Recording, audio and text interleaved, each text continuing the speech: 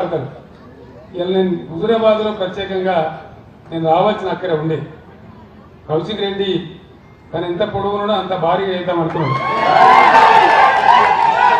నేను 50,000 మంత్రం చేస్తాను రాత్రి పూట సాయంత్రం 5,000 మాకు కూడా ఉపరం ఎక్కున్నదని అడిగితే నేను ప్రోగ్రాం ఒప్పుకున్నా. కానీ ఆ బస్సు యాత్ర మీద వస్తున్న జనము ఆ కథ చూసి ఇద్దరు బదులుకొని ఆయన నా మీద ఒక ప్లేట్ ఇచ్చి 48 గంటలు నిషేధం ఉన్నారు. నేను మంచి మాట అబ్బాయి కాంతి దేవుడు ఉన్నాడు అంతే కదా, పొట్టోనెత్తి పొడుగోడు కంటే పొడుగోనెత్తి కోసమ కొట్టింది. భగవంతుడు ప్రజలు ఉంటారు, న్యాయం చెప్తారేం బాధ లేదు అని సపరేట్గా 48 గంటలు నేను మూసుకున్నాను. దానిలో హుజూరాబాద్ ఎగిరిపోయింది. దానికి నేను నా మీద బాగా సాగిస్తాడు. నువ్వు ఆందాక పోయిన ఎత్తపోతావు, పోతే పోయినావు కానీ ఏ తిప్పాలని పడి మంచి రాలకి ఏ రాత్రి కానీ ఇడికే రా, ఈయనే ఉండాలి, నేను ఈ సంగతి అయితే చూసి పంపిస్తాను. మిమ్మల్ని అందరినీ జమ చేసి దాని ఉద్దేశం ఏంది, గుట్టకొచ్చిన కోస పెట్టబెట్టకపోతుందా? నేను ఒక 200 మందితో బొట్టు పెట్టించింది.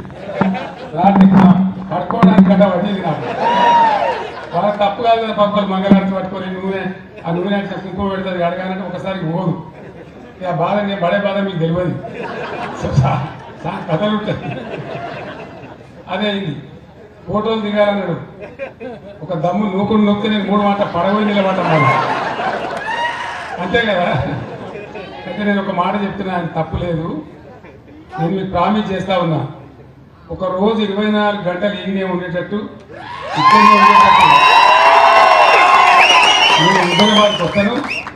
1000 కాదు 4,000 ఫోటోలు అంటే దిగుదాం. దయచేసి ఇప్పుడు మాత్రం నన్ను ఆపదు, పంపించాలి. ఎందుకంటే జగిత్యాలలో పట్టుకుని తగ్గను. నువ్వు ఆనాడ సాడు దించులాడుతున్నావు కానీ మీరు జగిత్యాల టైం రాకపోతే ఎట్లా అని వాళ్ళు పెద్ద మీటింగ్ సమయం ఉన్నారు.